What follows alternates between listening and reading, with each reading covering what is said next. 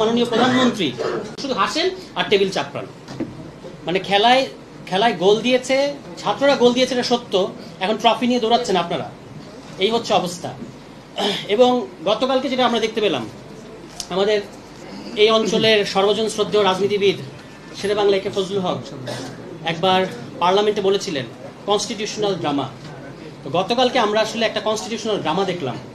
এই ড্রামায় একদিকে আছেন নির্বাক জেস্টার পলিটিক্স করা প্রধানমন্ত্রী, যিনি গালে হাত দিয়ে বসে থাকেন। 2 ঘন্টা আলোচনা হয়েছে গতকালকে জুলাই সনদ, গণভোট, জুলাই সনদ বাস্তবায়ন আদেশ ইত্যাদি প্রশ্নে গতকালকে 2 ঘন্টা আলোচনা হয়েছে। সরকারি দল 1 ঘন্টা আলোচনা করেছেন এবং আমাদের জেস্টার পলিটিক্স করা মাননীয় প্রধানমন্ত্রী তিনি গালে হাত দিয়ে পুরোটা সময় বসেছিলেন, টেবিল চাপড়েছেন, একটা শব্দ উচ্চারণ করেন নাই। আজকে তারা যে মানে আমি বলবো যে চাতুরি রাজনীতিটা করছে, যে এখন দেখবেন তারা খুবই জুলাই সনদ তারা অক্ষরে অক্ষরে মানবেন। তো জুলাই সনদ যে আপনারা অক্ষরে অক্ষরে মানবেন, ওই নির্বাচনে 3.4% নমিনেশন দিলেন কেন নারীদেরকে? 5%-এর কথা ছিল। তো বুঝলাম জামায়াত ইসলামী কিংবা বিরোধী দল 5% দেয় না, আপনারা দিয়েছেন, কোথায় অক্ষরে অক্ষরে মানলেন? আপনারা তো 5% দেন নাই, ইতিমধ্যেই তো ভায়োলেট করে বসে আছেন।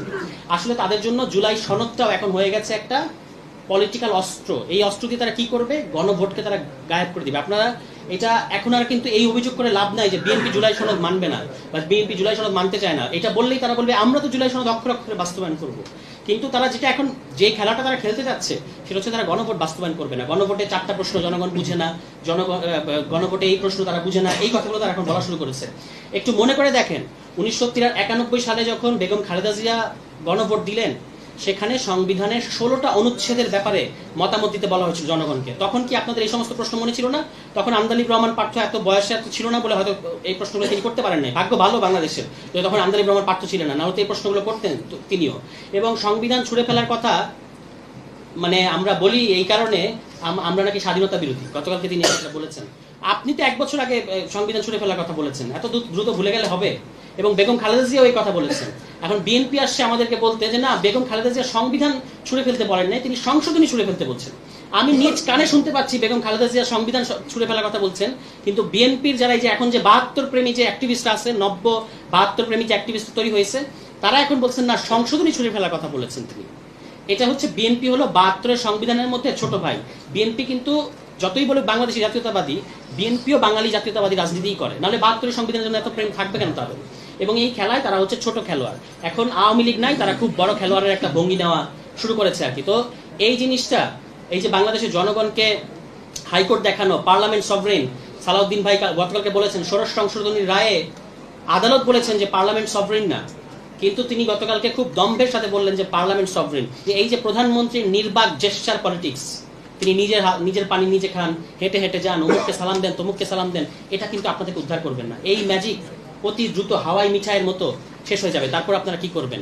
এবং এইটা বাংলাদেশের গতকালকে একটা ইতিহাস হয়ে থাকলো যে সংবিধান, আইন, গণভোট নিয়ে কথা হয়েছে সংসদে, উপস্থিত থাকা সত্ত্বেও দেশের প্রধানমন্ত্রী একটা শব্দ উচ্চারণ করেন নাই। এবং তিনি উপস্থিত থাকার পরও স্বরাষ্ট্রমন্ত্রী বলছেন যে সংসদ নেতার পক্ষে আমি এই প্রস্তাব দিলাম। আপনি সংসদ নেতার পক্ষে প্রস্তাব দিবেন কেন? সংসদ নেতার কি মুখে জবান নাই? উনি বলেন না কেন? দাঁড়িয়ে আপনি অন্তত 1 মিনিট এই কথাটা বলেন যে আমরা একটা সংশোধিত কমিটি করব বা সংশোধনী কমিটি করব, এই কথাটুকু প্রধানমন্ত্রী বলতে পারেন না, উনি শুধু হাসেন আর টেবিল চাপড়ান। কি একটা আশ্চর্য ব্যাপার! কোন জায়গায় আসলাম, কোন জমানায় আসলাম জানি না। এই জেস্টার পলিটিক্স, এই নির্বাক চলচ্চিত্র, একদিকে নির্বাক চলচ্চিত্র আরেকদিকে অতি কথন। মানে একজন কথা বলছেন 30 মিনিট, আরেকজন নির্বাক চলচ্চিত্র। তো বিএনপি যদি এই রাজনীতি করতে চায় এবং যদি মনে করে, ওই আমি আরেকটা প্রোগ্রামে বলেছিলাম যে ওই যে আপনি দেখবেন যে মরুভূমিতে উট পাখি তারা খাওয়ার পরে এক পর্যায়ে মুখ গুজে দেয়, মানে তার মুখটা গুজে দেয় এবং সে ধারণা করে সে যেহেতু কাউকে দেখতে পাচ্ছে না, কেউ তাকে দেখতে পাচ্ছে না। আর বিএনপি যে ভেলকি বাংলাদেশের জনগণকে দেখাতে চাচ্ছে, তাদের ধারণা হচ্ছে যে এটা কেউ বুঝতে পারছে না। কিন্তু কত দ্রুত এটা ব্যাকফায়ার করবে এটা সময়ই বলে দেবে। তখন এই আমদালিব রহমান পার্থ থাকবে না। এই আমদালিব রহমান পার্থ কিংবা ওই যে পেছনে বসা জুনায়েদ সাকি, যিনি সংবিধান সংস্কার পরিষদের সবচেয়ে বেশি ক্রেডিট নিতেন বাংলাদেশে, আজকে তিনি ওই যে আমদালিব রহমান পার্থ যখন বললেন কোথায় পাইছেন এই সংবিধান সংস্কার পরিষদ, পেছনে মুখ থমথম করে বসা হচ্ছে জুনায়েদ সাকি। তো ভাই জুনায়েদ সাকিকে জিজ্ঞেস করেন কোথায় উনি পেয়েছিলেন, উনি তো এটার কৃতিত্ব নেন সবচেয়ে বেশি।